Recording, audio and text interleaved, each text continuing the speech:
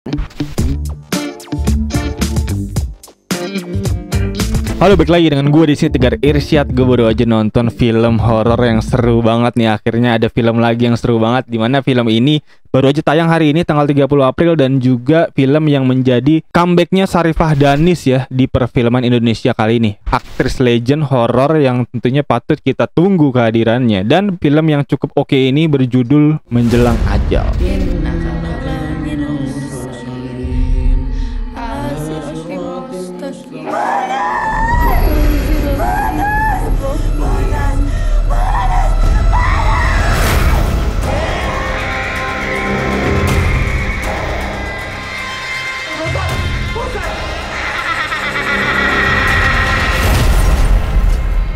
Oke, film Menjelang Ajal ini gue ngerasa film yang emang ngerinya dapet, seramnya dapet, jumpscare-nya dapet. Dan juga gue rasa film ini patut jadi rekomendasi yang bagus juga buat temen-temen di akhir pekan ini. Dan ditambah lagi film ini cast utamanya luar biasa. Seperti gue bilang tadi, ada Sarifah Danis, salah satu aktris legend horror Indonesia yang akhirnya comeback setelah 4 tahun dia nggak main film. Sekarang main lagi di film ini, yang dimana terakhir gue inget dia main di film Asih ya di situ ya. Dan juga ditambah lagi ada sang sutradara yang lagi naik daun nih, dimana di film terakhirnya dia cukup mendapatkan respon positif dari para teman-teman semua, para pecinta horor semua, yang dimana di film Pemandi Jenazah ya kemarin cukup mendapatkan respon positif, dan sekarang bikin film lagi dan terbukti ini sama bagusnya ya dengan film Pemandi Jenazah, dan bahkan mungkin bisa gue bilang lebih bagus dari film Pemandi Jenazah, dan mendapatkan julukan Queens of Jumpscare Indonesia. Jadi kita nggak perlu ragukan lagi nih director film satu ini. Dan untuk cast and director seperti gue bahas tadi, ada Hadrah Dayang Ratu yang dimana portofolio filmnya cukup banyak. Di sini bisa gue lihat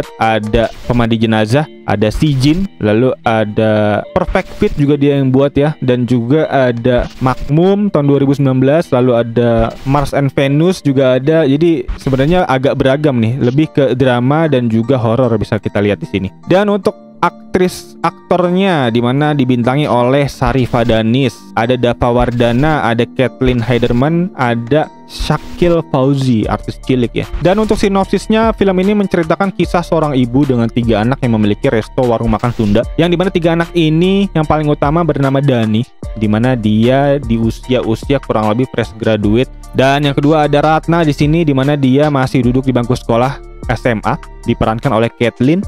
Dan yang terakhir ada Dodi yang paling kecil ya, bocil nih, bocil masih SD, yang bisa gue bilang cukup oke juga actingnya, bisa gue kasih jempol untuk Dodi, aktor cilik. Dimana cerita berawal dari Dani, sang kakak yang berselisih dengan sang bunda, karena sang bunda ini ingin Dani melanjutkan pendidikannya untuk kuliah. Tapi di satu sisi Dani ini nggak ingin kuliah karena ingin menekuni passionnya sebagai mekanik, yang dimana konflik ini membuat Dani diusir dan pergi dari rumah untuk mengejar cita-citanya. Dan lalu kita bergerak ke plot cerita utama, dimana 1 tahun berlalu dari situ Ibu Sekar, sang pemilik resto warung makan Sunda ini mengalami kejadian yang aneh, yang dimana di suatu waktu ada kejadian semua orang dari luar resto ini melihat warung makannya Ibu Sekar ini seperti bangunan terbengkalai tanpa kehidupan. Jadi kayak kita ngelihat gedung Sarinah mungkin ya. Padahal di dalam bangunan ini Ibu Sekar dan karyawannya sudah siap untuk melayani pelanggan. Jadi udah masak juga, makanan udah siap semua. Tapi keanehan ini membuat tokonya Ibu Sekar ini sepi nih.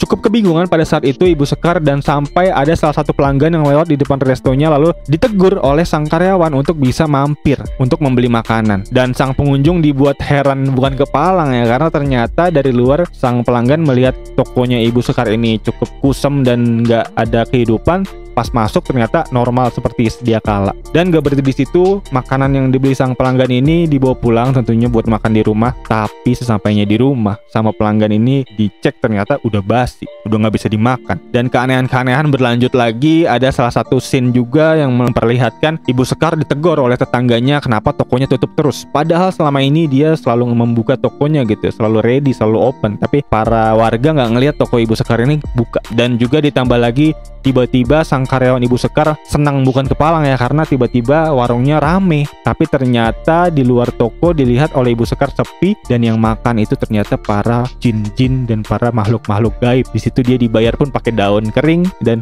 ini salah satu scene yang cukup horor juga bisa gue bilang, dan cukup relate juga dengan situasi kejadian di Indonesia juga. Jadi cukup mantap untuk penggarapannya. Dan hal ini membuat Ibu Sekar tentunya bertanya-tanya, apa nih, kenapa nih penyebabnya nih. Sampai setelah itu Ibu Sekar kayaknya udah mulai curiga nih dengan ajian penglaris yang dia subscribe selama ini, jangan-jangan udah nggak aktif gitu, udah habis gitu masa aktifnya, jangan-jangan kan.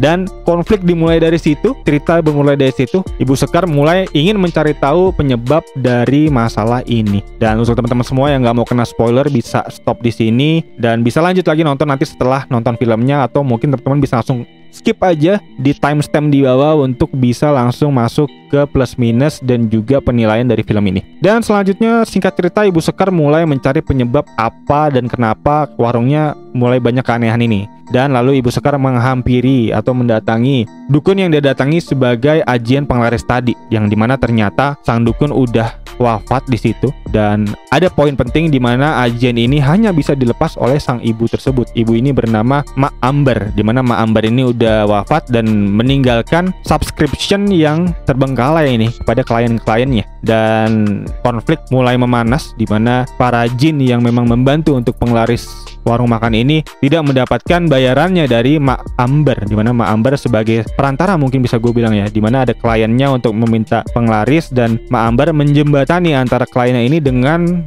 jin-jin yang dia tugaskan gitu. Dan Mak Ambarnya meninggal dan tugas Mak Ambar untuk memberi bayaran kepada jin-jin ini dalam bentuk sesajen atau mungkin dan lain-lain gitu, ini nggak terbayarkan dengan Mak Ambar dan membuat para jin ini cukup murka dan membuat para klien-klien ini menjadi tumbal dari gagal bayarnya Mak Ambar ke para partnernya yaitu jin-jin tadi ini gitu. Jadi ini lebih ke one prestasi Mak Ambar ya sebagai pelaku bisnis ya, pelaku bisnis maklar kepada klien dan juga kepada partnernya para jin-jin ini. Dan singkat cerita, hari demi hari Bu Sekar semakin lemah karena memang tubuhnya sudah mulai digerogoti oleh jin yang ditugaskan oleh Mak Ambar tadinya sebagai penglaris. Dan semakin lambat laun semakin parah situasi Ibu Sekar, dan sang anak Kathleen ini, si Ratna ini semakin khawatir dengan kondisi ibunya dan akhirnya menghubungi sang kakak yaitu si Dani yang udah lama nggak pulang untuk bisa membantunya gitu mengurus ibunya. Dan singkat cerita ibunya mulai dibantu oleh sang kakak Dani dan juga Ratna dan juga adiknya yang paling kecil si Dodi untuk bisa dimulai pengobatan.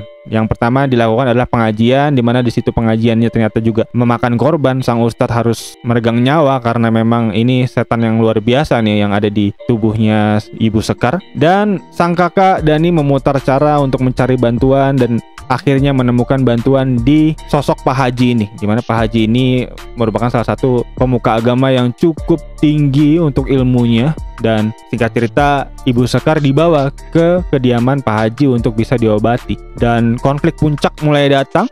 Bisa kita lihat di situ banyak memakan korban, bahkan sampai teman-temannya si Dani juga banyak yang meninggal dunia di situ bisa gue lihat. Dan ya puncak konflik berakhir di sini, yang dimana akhirnya singkat cerita Ibu Sekar berhasil diangkat, berhasil dicabut untuk jin yang ketempelannya ini. Tapi memang sayangnya tubuh dari Ibu Sekar ini udah nggak cukup mampu, udah nggak cukup kuat dan akhirnya harus meregang nyawa di situ. Dan menariknya untuk penjelasan endingnya bisa gue jelaskan bahwa di sini setan yang memang menghinggapi Ibu Sekar sepertinya menurun ke anaknya yaitu Ratna, karena bisa kita lihat di akhir film di credit scene Ratna yang matanya merah ya, karena memang sudah dihinggapi oleh jin keturunannya dari Ibu Sekar. Dan ini mungkin menjadi platingan untuk bisa masuk ke sequel dari film ini. Dan ya berikut penjelasan ending sekaligus alur cerita yang bisa gue sampaikan. Dan untuk masuk ke plus minus, dimana plus minus film ini untuk plusnya bisa gue catat di sini plot ceritanya nih oke banget, tanpa celah, perfect, tanpa plot hole yang ada. Jadi nggak ada pertanyaan logis yang bisa gue tanyakan di sini karena memang udah cukup terjawab semuanya, bahkan sampai alasan kenapa Ibu Sekar ini harus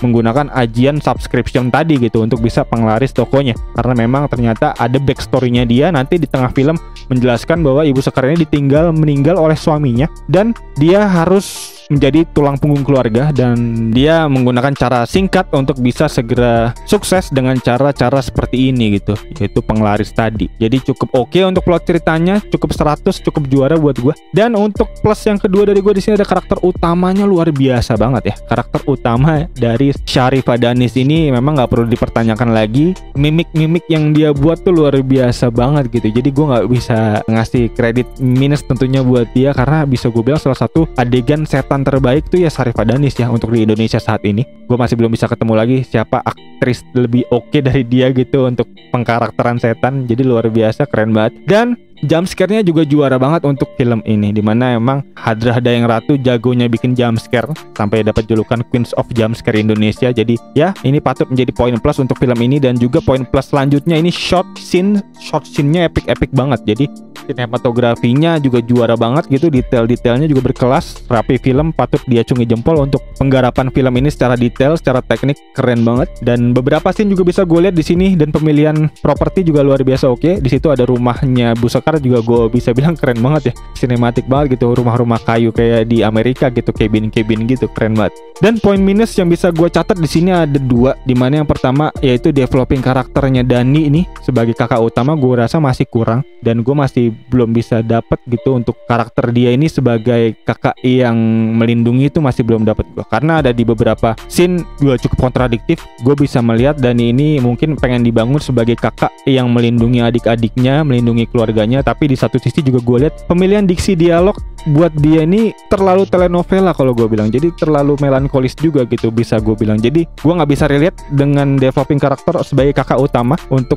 dari Dani ini. Jadi gue rasa untuk karakter Dani ini kurang digali lebih dalam lagi gitu. Dan gue juga nggak tahu ya apakah ini hanya perspektif gue aja atau emang teman-teman semua yang punya pendapat lain bisa feel free banget untuk tulis kolom komentar di bawah. Dan di poin minus selanjutnya gue melihat menjelang ending ini cukup dragging dan nggak ada kejutan gitu, karena memang udah pasti kebaca di endingnya kayak apa, dan sesuai judulnya juga ya, menjelang ajal. Jadi kita udah nggak bisa dibawa tuh untuk drama yang ada di akhir film gue rasa. Jadi gue nggak bisa sampai gitu sedihnya ke gue seorang anak ditinggal orang tuanya, karena memang di film ini udah dijelaskan menjelang ajal gitu. Jadi ya nggak ada twist di situ.